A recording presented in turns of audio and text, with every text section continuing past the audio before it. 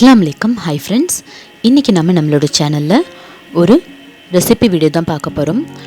மொச்சையும் கருவாடும் போட்டு குழம்பு எப்படி செய்கிறதுன்னு சொல்லி பார்க்கலாம். இப்போ நான் பண்ணுற மெத்தட் வந்து ரொம்ப ஈஸியாக இருக்கும் அண்ட் ரொம்ப டேஸ்ட்டாகவும் இருக்கும். மழை காலத்தில் இது செஞ்சு சாப்பிட்டாக்கா அது பாட்டுக்கு ரைஸ் போயிட்டே இருக்கும். அண்ட் இது கூட கீரை பொரியலும் பார்க்கலாம். அண்ட் வந்து ஒரு அன்பாக்சிங் வீடியோவும் இருக்குது. ஸோ வீடியோவை ஸ்கிப் பண்ணாமல் பாருங்கள். இது வரைக்குமே நீங்கள் என்னோடய சேனலை சப்ஸ்கிரைப் பண்ணலனாக்கா ப்ளீஸ் ஜூம் ஃபுட் விலாக்ஸை சப்ஸ்கிரைப் பண்ணுங்கள். நோட்டிஃபிகேஷன் சிம்பிளில் ஆல்ங்கிற ஆப்ஷனை கிளிக் பண்ணுங்கள். அப்போ தான் நான் போடுற ஒவ்வொரு நோட்டிஃபிகேஷனும் உங்களுக்கு ரீச் ஆகும். இப்போ மொச்சை பயிரை விசில் போட்டு எடுத்துக்கலாம். ஒரு 100 கிராம் எடுத்திருக்கேன். இது ஃபர்ஸ்ட் வந்து இந்த மாதிரி ரோஸ்ட் பண்ணிக்கணும். கலர் சேஞ்ச் ஆகணும். இந்த மாதிரி கலர் சேஞ்ச் ஆனதும் இதில் 1 கிளாஸ் வாட்டர் போட்டு அண்ட் கொஞ்சம் உப்பு சேர்த்து ஒரு 4லேருந்து 5 விசில் விட்டுக்கலாம். நைட்டே ஊற வச்சிட்டிங்கனாக்கா ஒரு 4 விசில் கரெக்டாக இருக்கும். இப்போ இதுக்கு நான் மசாலா ஆல்ரெடி கிரைண்ட் பண்ணி வச்சுருக்கேன். ஒரு 5 தக்காளி எடுத்திருக்கேன். ஒரு அரை மூடி தேங்காயில் அதுலேருந்து பாதி எடுத்திருக்கேன். ஒரு 2 வெங்காயம், இது 3த்தையும் நல்லா கிரைண்ட் பண்ணி எடுத்துக்கிட்டேன். ஒரு எலுமிச்சம் சைஸ் அளவுக்கு புளியை இந்த மாதிரி கரைச்சி சேர்த்துக்கலாம். இப்போ குழம்பு மிளகாய்த்தூள் வந்து ஒரு 2 டேபிள் ஸ்பூன் சேர்த்துருக்கேன். கொஞ்சம் உப்பு சேர்த்துருக்கேன். ஒரு 2 பச்சை மிளகாய், ஒரு தக்காளியை இந்த மாதிரி ஸ்மாஷ் பண்ணி போட்டுக்கலாம். ஒரு 5 தக்காளி கிரைண்ட் பண்ணியிருக்கோம். ஒரு தக்காளி இந்த மாதிரி ஸ்மாஷ் பண்ணி போட்டுக்கலாம். குழம்புக்கு தேவையான தண்ணியை ஊற்றி நம்ம மிக்ஸ் பண்ணி ரெடியாக வச்சுக்கலாம்.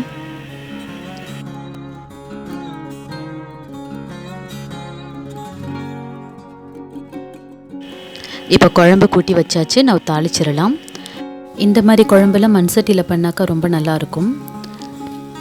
சட்டி ஹீட் ஆனதும் எண்ணெய் ஊற்றி ஒரு அரை டேபிள் ஸ்பூன் ஜீரகமும் ஒரு அரை டேபிள் ஸ்பூன் வெந்தயமும் சேர்த்துக்கலாம். ஒரு வெங்காயம் நல்ல ஒரு பெரிய பவுல் அளவுக்கு பூண்டு தட்டி இந்த மாதிரி சேர்த்து தாளிச்சிக்கலாம். இதுக்கப்புறம் காயின்னு பார்த்தீங்கன்னாக்கா நான் கத்திரிக்காயும் உருளைக்கிழங்கு எடுத்திருக்கேன் இன்றைக்கி. ஸோ அதை சேர்த்து ஒரு வதக்கிக்கலாம். இதுக்கு தேவையான உப்பு போட்டுக்கலாம். இப்போ வந்து இதில் கொஞ்சம் மஞ்சத்தூளும் ஒரு 1/2 டேபிள் ஸ்பூன் மிளகாய் தூளும் சேர்த்துக்கிறேன். இந்த மிளகாய்த்தூள் ரொம்பவே ஸ்பைஸியாக இருக்கும். அதனால தான் ஒரு அரை டேபிள் ஸ்பூன் மட்டும் சேர்த்துக்கிறேன். இது நல்லா தாளித்ததுக்கப்புறமா குழம்பு கூட்டி வச்சுருந்தோம் இல்லையா, அது ஊற்றிடலாம். இப்போ நல்லா காய் வேகட்டும். காய் வெந்துருச்சு. இப்போ நான் முதக்கண்ட கருவாடு எடுத்து வச்சுருக்கேன். ஒரு 4 பீஸ் எடுத்து வச்சுருக்கேன். உங்களுக்கு எந்த கருவாடு இஷ்டமோ அது போட்டுக்கலாம். இது கூட அவிச்சு வச்ச மொச்சை பயிரை சேர்த்துக்கலாம். நீங்கள் மொச்சப்பயிறு பிடிக்காதுனாக்கா கொண்டக்கடலை இருக்கு இல்லையா, அது கூட சேர்த்துக்கலாம். இல்லை வேர்க்கடலை இருக்கு இல்லையா, பச்சை வேர்க்கடலை, அது கூட அவிச்சு சேர்த்துக்கலாம். இது கூட கருவேப்பிலை சேர்த்து ஒரு 2 கொதி வர வச்சு இறக்குனாக்கா சூப்பரான குழம்பு ரெடி. நாங்கள் ரொம்ப திக்காலாம் குழம்பு சாப்பிட மாட்டோம். ஓரளவுக்கு கொஞ்சம் கரெக்டாக தான் சாப்பிடுவோம். இப்போ சூப்பரான குழம்பு ரெடி ஆயிடுச்சு. இது கூட முருங்கைக்காய், வெண்டைக்காய் இந்த மாதிரிலாம் கூட காய் போட்டு நம்ம பண்ணலாம். சீரியஸ்லி இந்த குழம்பு ரொம்ப டேஸ்ட்டாக இருக்கும். நீங்கள் ட்ரை பண்ணி பாருங்கள்.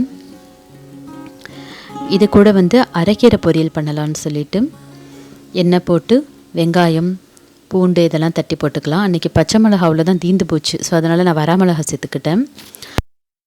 உப்பு சேர்த்துக்கலாம். உப்பு சேர்த்துட்டு வாஷ் பண்ணி கட் பண்ணி வச்சேன் கீரையை சேர்த்துருக்கேன். கீரை வந்து 5 மினிட்ஸ் அப்படியே விட்டுட்டு அதுக்கப்புறமா தான் ஒரு 5 நிமிஷம் கழித்து தான் நான் பெரட்டினேன். அப்போ ஓரளவுக்கு கரெக்டாக இருக்கும். நம்மளுக்கு பெரட்டுறதுக்கும் வசதியாக இருக்கும். நல்லா கரெக்டாக குக்கும் ஆகும். கீரை எப்போவுமே லீட் போட்டு க்ளோஸ் பண்ணக்கூடாது. ஒரு 5 நிமிஷம் குக் பண்ணி இறக்குனாக்கா சூப்பரான கீரை ரெடி. எங்கள் வீட்டு சைட்லாம் வியாழக்கிழமைனாலே இந்த மாதிரி கருவாடு மொச்சை போட்டு குழம்பு வைப்போம். நாங்கள் மட்டும் இல்லை, நிறைய பேர் இந்த மாதிரி செய்வாங்க. ஸோ உங்கள் வீட்டில் எப்படின்னு சொல்லிவிட்டு நீங்கள் கமெண்ட் செக்ஷனில் சொல்லுங்கள்.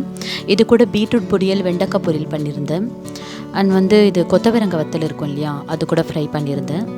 ஸோ இப்படி தான் அன்றைக்கி லஞ்ச் போச்சு.